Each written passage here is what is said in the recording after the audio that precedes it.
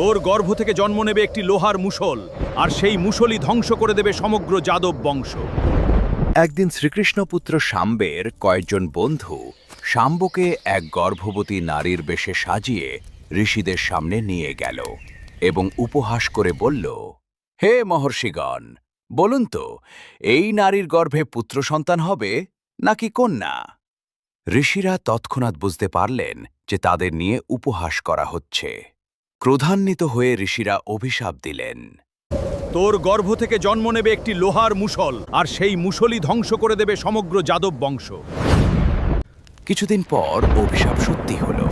শাম্বের উদর থেকে বেরিয়ে এলো একটি বিশাল লোহার মুষল। আতঙ্কিত যাদবরা সেটিকে গুঁড়ো করে সমুদ্রে ফেলে দিল।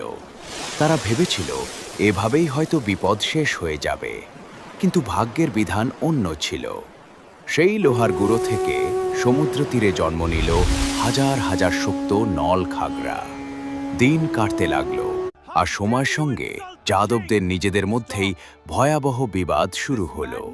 অভিশাপের প্রভাবে অন্ধ হয়ে তারা সেই নল খাগড়াকেই অস্ত্র হিসেবে ব্যবহার করে একে অপরকে আঘাত করতে লাগলো এবং নিজেদের মধ্যেই যুদ্ধ করে সম্পূর্ণ ধ্বংস হয়ে গেল। এভাবেই ঋষিদের অভিশাপ অক্ষরে অক্ষরে সত্য প্রমাণিত হলো।